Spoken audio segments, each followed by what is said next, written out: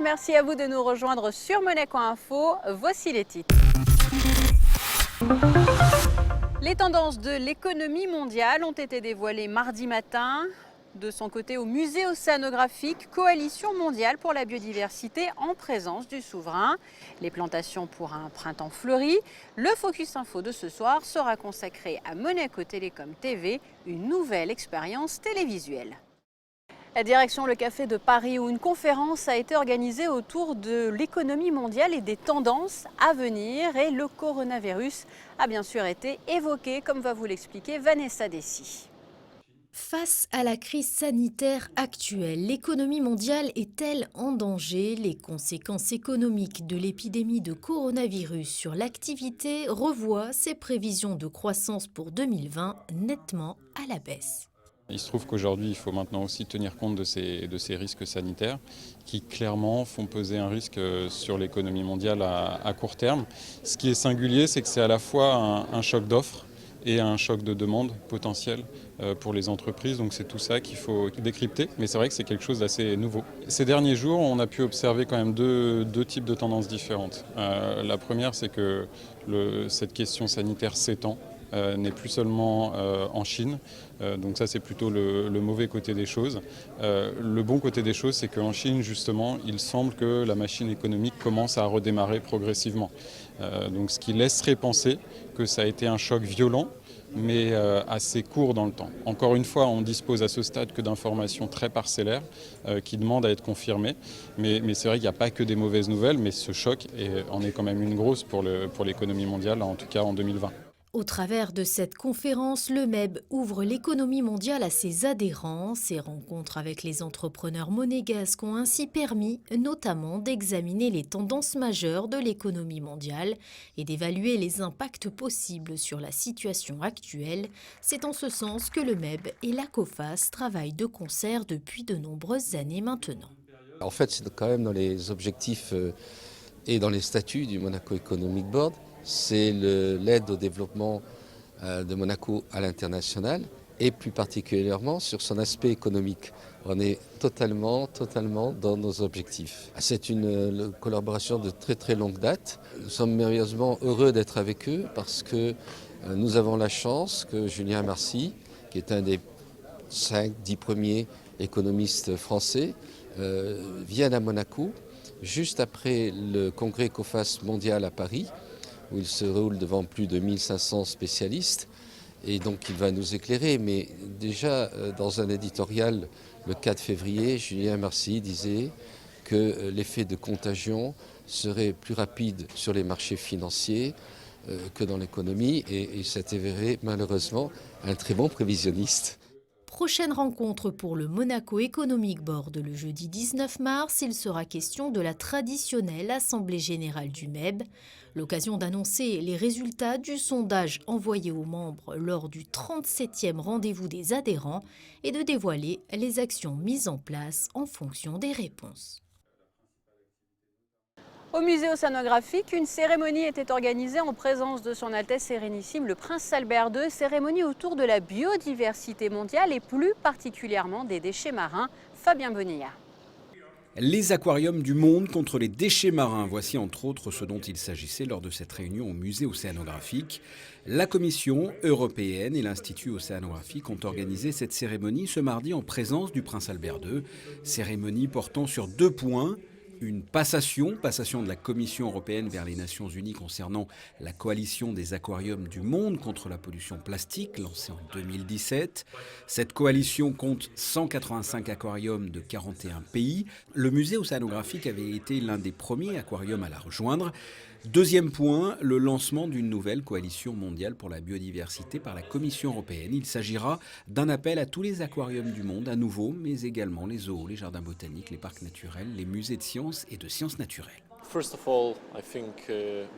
Premièrement, je pense que nous célébrons le succès ici à Monaco de l'implication des citoyens et plus largement d'une sorte de révolte mondiale concernant la pollution marine. Et l'autre raison d'être unis à Monaco est la coalition internationale des parcs et des eaux. pour la biodiversité. Il faut savoir que cette année, fin octobre, il y aura la COP15 biodiversité en Chine, où nous nous attarderons justement sur une charte de la protection générale de la biodiversité. Et bien sûr, pour que ce projet ambitieux arrive à son terme, nous avons besoin de l'implication du monde entier. À l'issue de cette cérémonie, le ministre des Relations extérieures et de la coopération, Laurent Anselmi, a signé un accord cadre de coopération avec Inger Andersen, directrice exécutive du programme des Nations Unies pour l'environnement. Cette convention vise à consolider les diverses contributions financières versées par la principauté au programme des Nations Unies, notamment en faveur de ses activités de lutte contre la pollution plastique marine ou encore de gestion durable des récifs coralliens. L'hiver n'est pas encore terminé, mais dans bien des domaines, il est déjà question du futur printemps, divers domaines comme celui du jardinage. Illustration dans ce reportage. Depuis plusieurs jours, les jardiniers de la direction de l'aménagement urbain sont à pied d'œuvre pour franchir toutes les étapes nécessaires afin que la principauté, ou plutôt ces espaces verts dépendants de l'État, soient fleuris dès le printemps. Le travail a démarré comme ici fin février. Alors aujourd'hui, donc toute la semaine, toutes les équipes ont arraché et préparé les massifs pour être prêts pour la semaine prochaine. Parce que la semaine prochaine, en ville, vous allez voir beaucoup de rôles. Tous les jardiniers vont s'affairer sur leurs massifs et ils vont tout faire, tout replanter, tous les massifs dans leur secteur.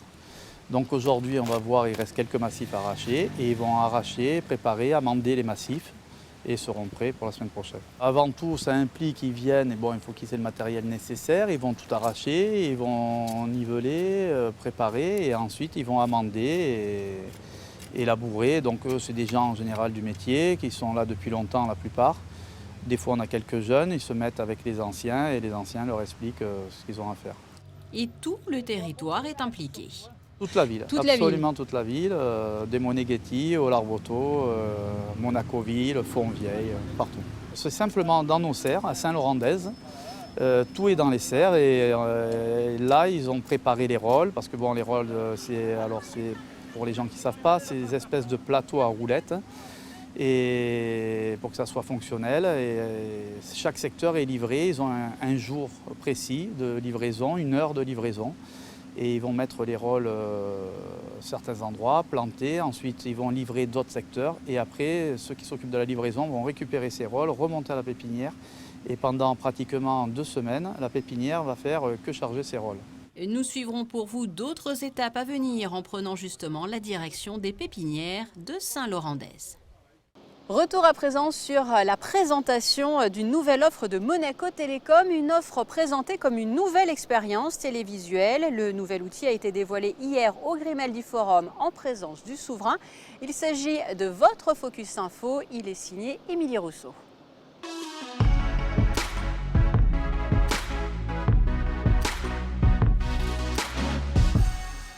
Elle est présentée comme une nouvelle expérience télévisuelle, un nouveau service qui est en adéquation avec notre mode de vie. Monaco Télécom TV est la dernière offre proposée par Monaco Télécom. L'opérateur monégasque entend ici répondre à une forte demande de la part des consommateurs. C'est une nouvelle expérience et c'est une expérience qui est en avance par rapport à ce qu'on peut trouver par ailleurs. Je pense que, comme cela a été dit d'ailleurs pendant la présentation, avec ce service-là, on se situe en avant de la plupart des concurrents, si je puis dire, au-delà de Monaco. Monaco Télécom TV est annoncé comme étant une avancée concrète et importante dans la qualité de vie des Monégasques, avec un accès à une information diverse et fournie pour l'ensemble de la population.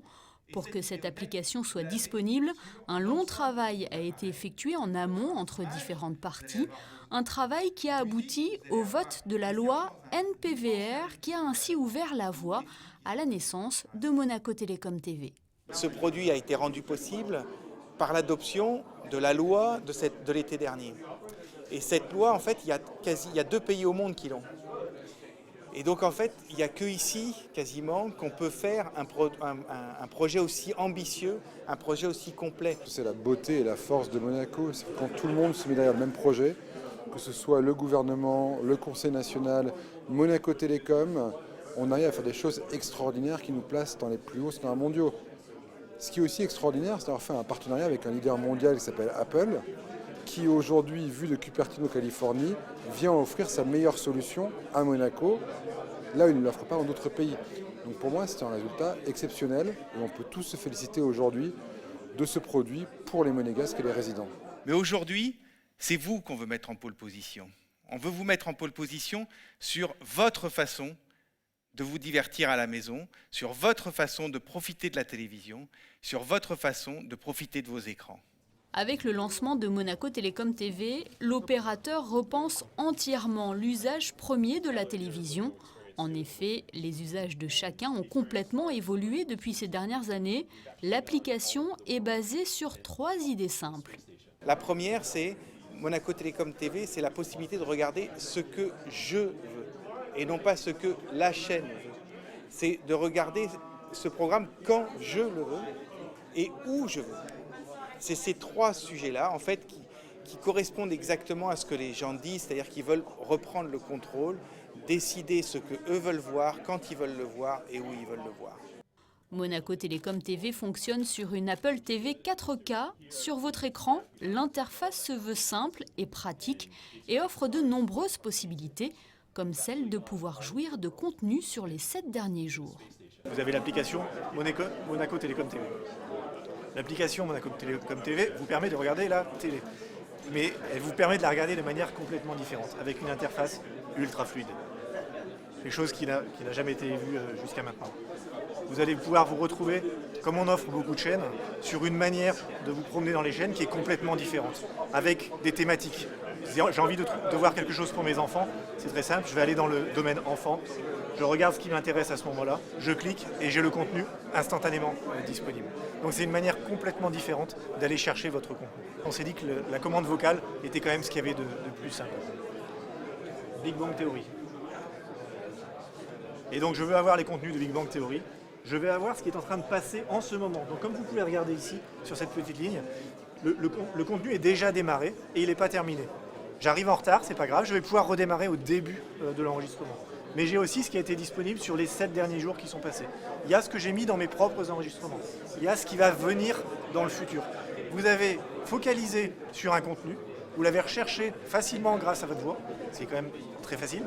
Et du coup, vous pouvez simplement aller sauter sur le contenu directement. Est-ce qu'il y a Monaco Info de disponible sur Monaco Télécom TV? Alors il y a même mieux, il y a Monaco Info dans mes favoris. Ça vous permet d'aller chercher votre contenu de manière beaucoup plus simple. Et aujourd'hui, l'écran dépasse la notion de télévision. L'expérience Monaco Télécom TV se vit également sur votre smartphone, votre tablette ou votre ordinateur via l'application. Une nouvelle ère vient de s'ouvrir pour tous les abonnés de Monaco Télécom. Voilà pour l'essentiel de l'actualité. Passons à présent à vos prévisions météo. Mercredi, prolongement d'une période de temps sec assez ensoleillée avec des températures agréables. Jeudi, retour de la pluie sur une grande partie de la journée. Le thermomètre ira de 6 à 9 degrés. Vendredi, la situation se dégrade avec un risque d'orage. Le mercure oscillera de 6 à 10 degrés. Et le week-end prochain, le soleil sera enfin de retour malgré quelques nuages. Les températures iront de 5 à 10 degrés.